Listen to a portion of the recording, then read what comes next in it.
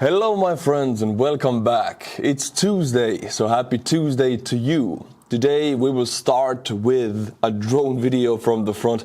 I would have never guessed to actually show one of these again ever since the summer of 2022 when I used to make whole drone compilations. I cannot do them now because YouTube toughened up their policies big time, like 300%.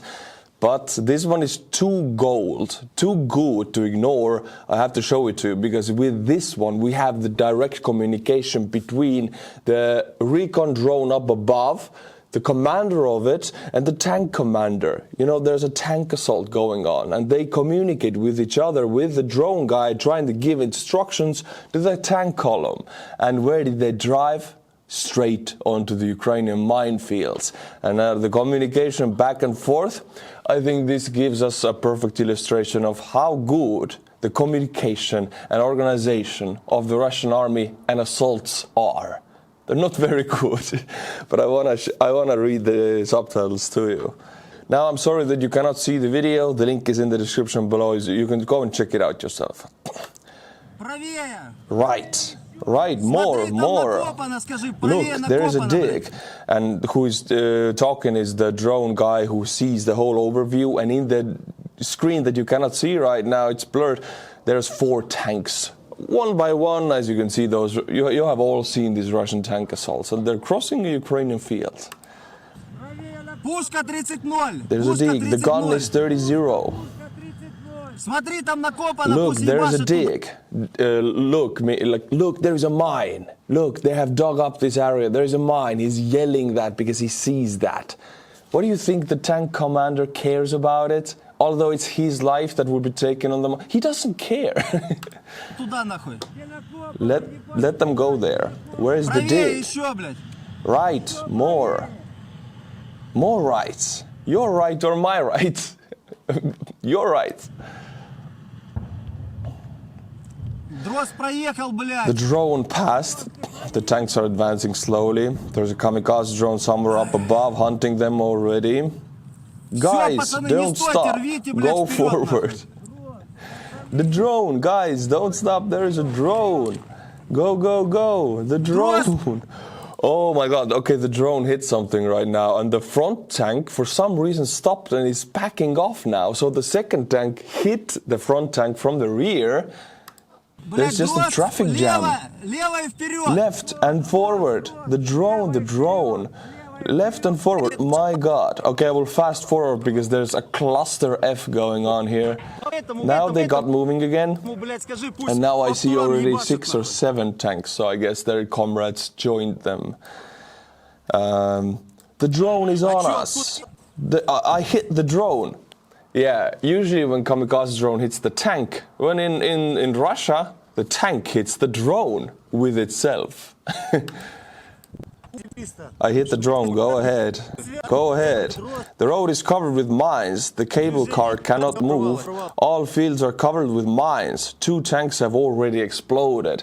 This thing goes on forever. I'm not gonna waste any more video time for it. Anyway, it is a communications and organization and leadership cluster F.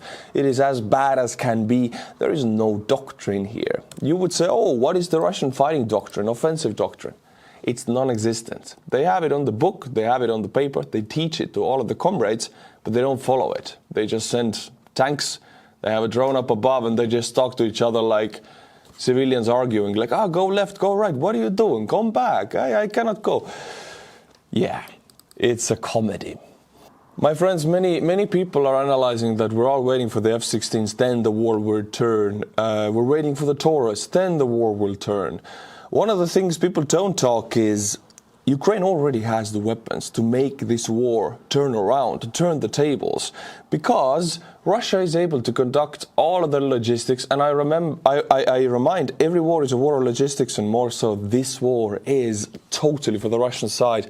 They need mass assaults, mass weaponry, mass everything, which is mass logistics. This only works if the logistics is not attacked. Ukraine cannot attack the logistics because they're not allowed to use donated weapons on Russian territory.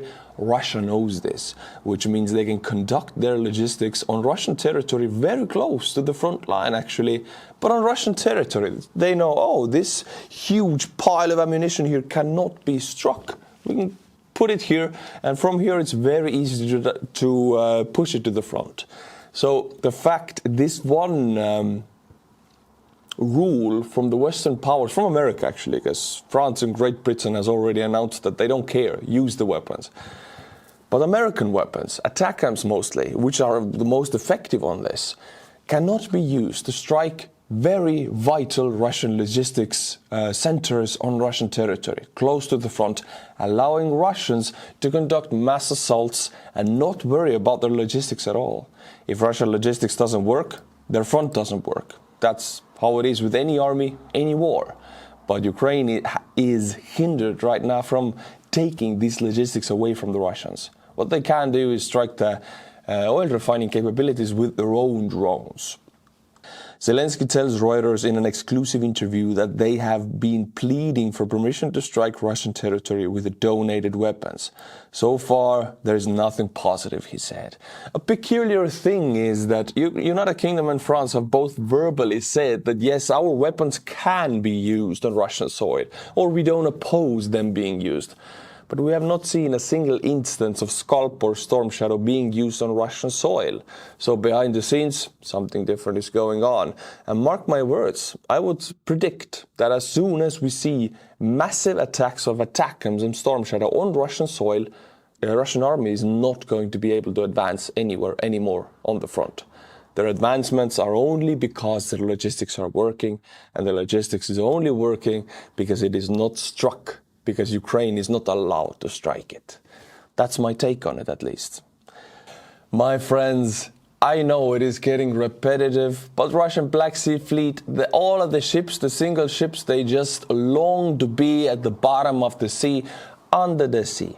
They want to be a submarine like the Moscow was turned into a submarine. According to unconfirmed sources, on the night of May 19th, 2024, a Russian project 22800 Cyclone, or Kyklops in Russian, small missile carrier, was sunk in the port of Sevastopol as a result of a missile strike. The Russian Navy received the ship in July 2023, so this is the newest ship in the Russian Black Sea Fleet. July 2023. It was received and put on the water for the Russian fleet at the time already of the full-scale invasion. It was built in Kerch. The strike was allegedly carried out by 2 ATACMS ballistic missiles. And you know what's interesting? The hull of this ship is 11 meters. The ratio of the miss of the target for that distance is 9 meters. So if you set the coordinates at the very center of that ship, you pretty much cannot miss.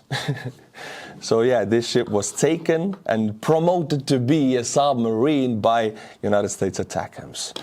These very same ATACMS that could be very effectively used on Russian soil, but now they're promoting ships to submarines. Now, why these new ships? Well, because it's a missile carrier. Ukraine could hunt larger ships and more expensive ships, but they are hunting missile capabilities. You see, Ukraine struck Iskander missile complexes in Crimea about a month ago. That reduced, we have the statistics, it reduced attacks on Odessa, missile attacks on Odessa about 50%. Now Ukraine is also focusing down these missile carriers. One by one, if you take away these missile capabilities, this will directly save Ukrainian civilian lives in the Black Sea coast and frontline villages and cities, because Russia cannot fly the missiles or shoot out the missiles. These capabilities are not endless in Russia. They're very limited, actually. So taking them out saves lives directly, and this is what Ukraine is doing. This ship could have fired tens of missiles per week, which can translate into tens of casualties per week for Ukraine. So, in my eyes, a very good target. And my friends, this is too priceless. You know these online verifications where you have to verify you're not a robot? Select all the squares with the Russian Black Sea Fleet. Damn it, I don't see any. How am I gonna verify that I'm not a robot? I guess in this instance, I am a robot. Now, my friends, we'll go to Iran because Iranian President Raisi got killed during a helicopter accident. Also the foreign minister, they were both on a helicopter. And there's already so many memes about it, and I want to share them, but sorry I can't, because this would be too many jokes. I'll just share one that, of course it was Israeli Mossad. They installed a 30,000 foot pole right in front of the path of the helicopter. That's how they did it. Anyway, the chopper crashed in Iran. The power elites have issued the closing of the country, closing down of everything for a few days because they're afraid of the coup. Because in Iran, such a controlled, closed society under sanctions, under immense foreign pressure, if anything happens inside in the political structure, first of all, people will find their opportunity to do something. Officials want to start fighting for the power positions. A power vacuum occurs, which is dangerous, and they're afraid of the coup. So many things can happen right now in Iran. This is why they're grabbing control and shutting down the country for a few days. They also announced that officially there will be new elections of the president of June 28th. They're trying to re-establish that, oh, we are in control, we can conduct these elections. In reality, the power elites of Iran right now are really afraid of a very unstable internal situation. And you know why they're afraid? Because in their country it shows. Before we go to Iran, I'll show you in London. This is London Iranian embassy. And these are Iranian people living abroad celebrating with a dance the death of Iranian President Raisi. And for me personally, if you know what Raisi has done, his government has done, I'm not going to name these things because I have to get paid also. I cannot demonetize this video, but they're as horrible as can be for women and children especially. European Union countries forwarded their condolences to the Iranian government for the loss of the president. I don't understand this. Iranian president is very directly connected to supporting and funding and weaponizing Russian war effort in Ukraine. Why would European Union countries forward their condolences? I don't understand. I don't get it, but perhaps I'm too simple for it. For me, he was a war criminal, a genocidal maniac, and the world is a better place without him.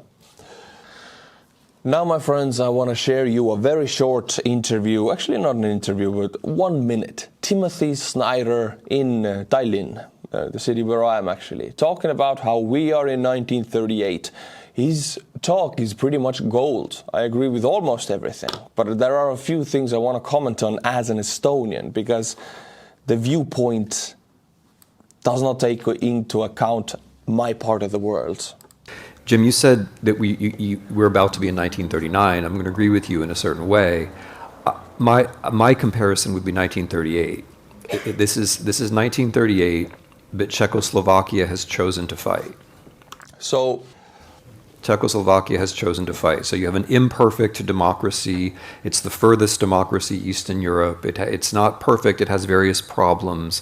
But when threatened by a larger neighbor, it chooses to resist. In that world where Czechoslovakia resists, there's no Second World War. The Czechs had a good army. They could have held the Germans back. It was largely a bluff on the German side. If the Czechs resist, then the French and the British and maybe the Americans eventually start to help.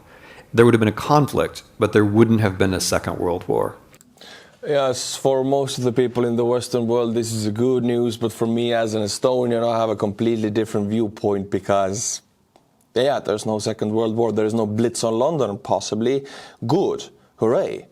But Estonia would still be occupied by the Soviet Union. Finland would still have their winter war, and possibly they would lose it even worse than they did, because then Germany wouldn't have attacked Soviet Union, so Stalin would have forwarded all their forces to Finland. Latvia, Lithuania occupied, Poland taken by Soviet Union. So Timothy Snyder, I cannot agree with you here. Yes, there will not be a world war. There will be a conflict, but this conflict for me means the loss of my country. So if the Czechoslovakia would have fought back, wouldn't have changed anything for Estonia. That opportunity was already left by the Western powers. When Germany invaded Poland in 1939, It was invading Poland with the Czech armaments industry, which was the best in the world. It was invading with Slovak soldiers. It was invading from a geographical position that it only gained because it had destroyed Czechoslovakia. So if the Ukrainians give up, or if we give up Ukraine, then it's a different Russia making war in the future. It's a Russia making war with Ukrainian technology, Ukrainian soldiers. I will say it now, Russia, Ukraine combined army, if they would be in war, one army, I think that would be one of the best armies in the world. I would call it better than China, maybe rivaling the US on the land, not definitely in the air and not on the sea, but just infantry. Their army is Russia and Ukraine are right now their armies are the most experienced armies in warfare right now. China fought their last real war 40 years ago. The United States pulled out of Afghanistan. They, of course, are always fighting somewhere, but not with 1 million men like Ukraine is and like Russia is soon to be. So these would be a very, very big problem for all of the powers, the most powerful powers in the world, the Western powers, if Russia would take Ukraine, because they would not only take the land, they would take so much more. And we're not even talking about the resources in the land in Ukraine. Ukraine, coincidentally, is incredibly rich in resources. So it's not only about the army and the drones and the tanks and the capabilities. There's so much more. From a different geographical position. Then we're in 1939. We're in 1938 now. In effect, what the Ukrainians are letting us do is they're letting us extend 1938. They're helping us to stay out of 1939. So my answer is no, it's not inevitable. The Ukrainians are giving us this chance, and we have to take this chance if we want to prevent a great power war. And I'll say it again, Estonia, with this analysis, no world war in 1939, Estonia would have still been occupied. I just want to say that I'm glad that at this time in this history, I'm at the right side of history, and I know that my elected government, since I'm a person who votes in Estonia, that I'm part of this government, this country, and this electoral system here. My elected government is making the decisions differently than 1939 when the dictator of Estonia gave away Estonia to the Soviets, let the armies in without a single shot. I know this is not going to happen this time because we have a strong army, we have strong allies right now present and will be present for the next decade. So we will fight back for every inch of our land. My friends, now I want to open up a point a little bit of how Europe is at war with Russia. Russia knows this, and they have advantage because they know it and they're using it, and we're at war, we're focusing everything on attacking Europe. They are doing this. But Europe has an issue because European leaders, European countries do not recognize Russian weapons. How easy it is to attack somebody who doesn't know that they are being attacked, but at the same time they're bleeding. Can you imagine? You're stabbing somebody and they're like, oh, did something happen? And they're bleeding to death. This is what's going on in Europe right now. Russia is conducting sabotage missions, sabotage operations that are very costly, and they take away directly from European Union countries' economies, billions taken away from these economies, and the European Union does not recognize. Estonia does, Latvia does, you know the drill. All of the ex-Soviet countries, the border countries with Russia, they know the drill. We know the language, we know the signs, we know what is a weapon and what is not. But Germany or Spain or Italy, they don't understand that cutting a cable, for example, or blowing up a paint factory or burning IKEA in Poland, all of this is an insane weapon wielded by Russia that cannot be seen as a weapon by European countries. German prosecutors last month detained two dual Russian-German nationals suspected of spying from Moscow with the goal of disrupting Western military assistance to Ukraine through sabotage. Britain's cyber intelligence agency GCHQ is increasingly concerned about growing links between the Russian intelligence services and proxy groups to conduct cyber attacks, as well as suspected physical surveillance and sabotage operations. On October 7th, the Chinese-registered container ship New Polar Bear left Russia's Baltic Sea port of Kaliningrad and sailed north. Staffed by a Russian crew, it crossed the pipeline's area at the same time that the link broke. This was the pipeline of Finland and Estonia under the Baltic Sea. Fixing that is very time-consuming and very resource-consuming, expensive. And it's broken. Nobody knows who to blame. Nobody knows who did it really. Was it an accident? And to say that this was an accident, in my eyes, is again to be the bleeding guy who doesn't know he's being attacked. It was Russia. Finnish investigators believe that the pipeline was cut by the new polar bear's anchor. Immediately after the pipeline was cut, Finnish officials identified the ship as potential culprit, but they were unable to search it because it was in international waters. This pipeline cut really hurts Estonia and Finland. Of course, I mean, we're strong countries with strong backbones of strong middle class. It doesn't sink the countries or anything, but still, it's tens of millions to be poured now, not for building schools and hospitals or roads or maintaining any public transport. It's to repair this pipeline. And this is what Russia can do without anybody blaming them, because European Union countries, they don't know that they're being attacked. They don't recognize it, or they don't want to recognize it. In Germany, officials and investigators say that they suspect Russia could have been behind an attack on the railroad that temporarily halted all rail traffic in the north of the country in October 2022. All rail traffic. Germany is heavily industrialized. Much of that is connected to rail. I mean, you got to move stuff one point to another. Transportation is very expensive unless you use rail. If rail doesn't work, that is, again, hundreds of millions or even $1 billion of your economy. If you're talking about, for example, a week that a certain district can't work with the rail. The rail attackers crippled both the railway's main communication network and its backup by almost simultaneously severing 2 data cables located roughly 200 miles apart, investigators said. Whoever carried out the sabotage had detailed knowledge about the network, investigators said. In my eyes and my understanding, Russia is attacking Europe right now, as plain and robust and simple as it is. Attacking. They are at war with us, and Europe doesn't even know. They don't, rail broken, accident. Cable broken, accident. GPS jamming, cyber attacks, that must be coincidence. And at the end, it's death by 1,000 cuts if you don't react. So I'm calling, if any European leaders are watching this, then, my dude, recognize a weapon. Now, my friends, we jump to Luhansk, because the morning for the Russian occupiers in Luhansk started not with a coffee, but with a missile strike on the base near Academy of Internal Affairs. The Russians immediately showed the fragments. A convenient engraving supposedly indicates the country of origin of this weapon, and let's see which is it. Made in France, it's scalp. It's a big baguette that they were hit with. Le baguette. La résistance. I don't know how to speak French, but yes. Many Russians were demilitarized, knocked out cold, sent to push up sunflowers in Luhansk. It was a good, successful attack. And these are happening all the time. Imagine if these were happening now in the Russian territory, where these clusters of men and clusters of ammunition or supplies are very dense, because Russians know that they cannot be attacked on Russian soil because the Western powers are afraid of escalation. Now think about that. The Western powers' fear of escalation is what allows Russia to conduct very successful logistics of the front. This is sick in my eyes, but that's how it is.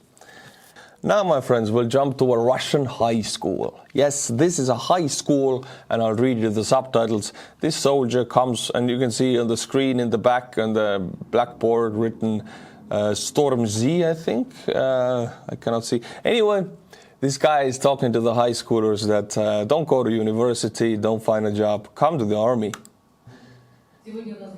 Today we have a wonderful man, a hero of Russia. A participant in the combat operations, Duringol Danila Yurievich. Please welcome him.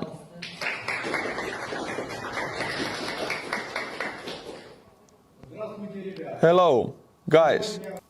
Today is a very difficult time for our country. We are running out of soldiers, and there is no one to replace us. This is a war for a long time. It's a holy war for the truth. We are at war against true evil, which cannot be sinned by any method. So if we lose alive, they will leave no one behind. They will come for your moms, sisters, brothers, all of that fear talk. I'm not going to even continue here. But the thing is, these high schoolers, I mean, if you remember me also back in high school, me in high school, I did a band, I worked out, and I played a lot of Call of Duty and computer games. And I know in Russia, for example, Counter-Strike Go is extremely popular, always has been. These guys also are playing it, you bet it. I know they are, you don't even have to question it. They're playing a game developed by the Western nations, they're listening to Western music, they love their McDonald's or Vkusnaya Tochka in Russia right now, they're wearing Adidas, as you could see. They have iPhones probably. All of these guys, they don't even think about the war. They just, it's high school, you're partying, you're having fun, you know. And they are already guiding these unsuspecting, let's call it what they are, children towards the destruction. My friends, and now I bring you an analysis by Joni Askola, the Finnish NAFO fella who is right now conducting his own successful fundraiser for Ukraine. He's an incredible analyst, and that's why I love to give his thoughts on, for example, today, Ukrainian mobilization. How many men will Ukraine mobilize? And they are mobilizing already. When Zaluzhny was service as a commander-in-chief, Zelensky noted that the armed forces had requested the mobilization of 450,000 men. That was at the time of Zaluzhny. Now, when Zirsky came in, the situation changed a bit because they found that some thousands of men were not deployed, but they could have been. So, possibly, we don't know the true amount, it's secret of course, but it looks like to be 300 to 400,000 in that ballpark. That's the goal of the Ukrainian mobilization. Now, below 25-year-olds, you cannot mobilize. I have to say that again, because Russian propaganda points are feeding that the children are being sent to the war. So I'll say that again.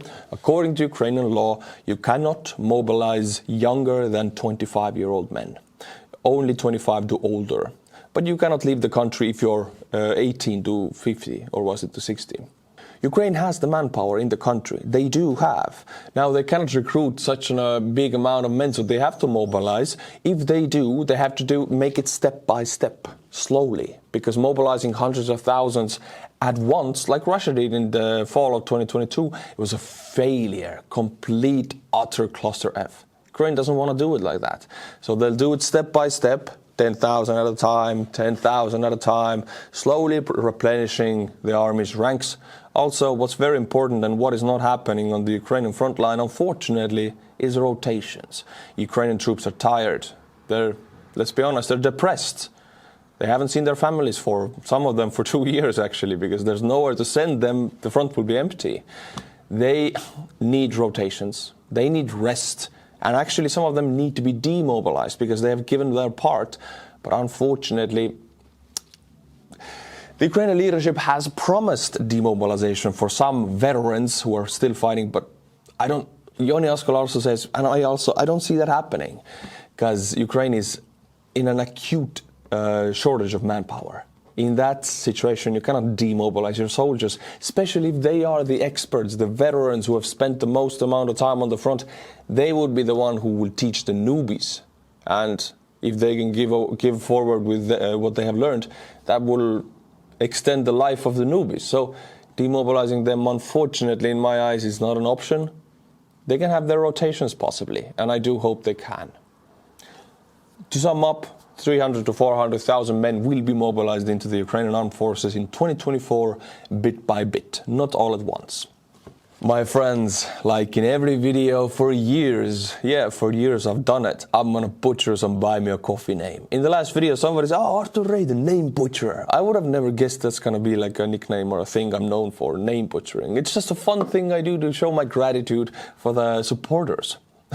If you're a monthly members, I'll be killing your name. Evan Lang, Alek Kutkrije, Frank Limakher, Mark Telford Lapirov, Dana Arsenault, Staruch.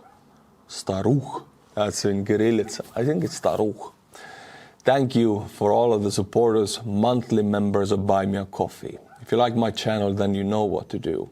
My friends, I'll leave you with a video introducing the REHI clothing brand. Right now it's 25% discount. If you go in the link in the description to rehistore.com, you will get for nice price, very nice items. And through that, you actually support Ukraine, because a percentage of that will always be put to supporting Ukraine, buying the vehicles for Ukraine, because it's part of the Artur's Army Ukraine Aid platform. Everything bought from all of those platforms is supporting Ukraine. That's how I built it. Thank you, my friends. Until my next video, Slava Ukraini, and bye-bye. My friends, we at the REHI team have taken the next huge step in Ukraine aid operations. The operation is public at rehiartur.com. I'll walk you through it.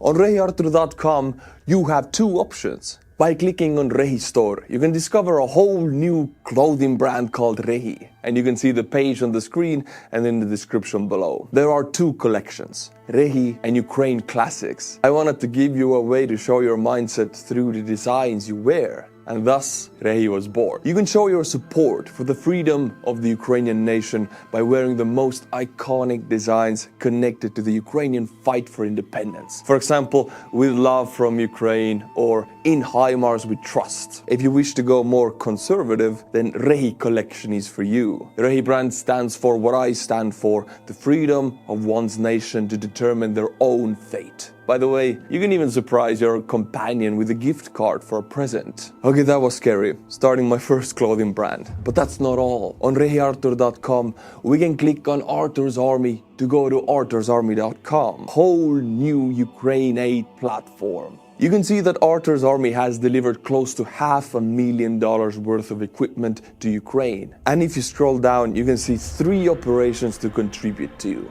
drones, vehicles, and humanitarian aid for those who wish to help Ukrainian orphans. All delivered drones and vehicles show up if you scroll down even more. As you can see, Ukrainian victory loading is in progress. You can click on read more to any of the 3 missions to find out more information about the specifics and past successes. My friends, I'll go through the checkout with you. For example, let's pick drones and let's click donate. It guides us to this really cool checkout page. Contribution for the purpose. You can choose multiple categories. The summary will be shown down below. For example, one cheap kamikaze drone costs 1,000 USD. So if you click 1,000, it's 1 tank destroyed. If you click 500, it's 0.5 tanks destroyed. And if you play around with this one right here, you get the exact number of tanks destroyed. We're talking about Russian tanks demilitarized, of course.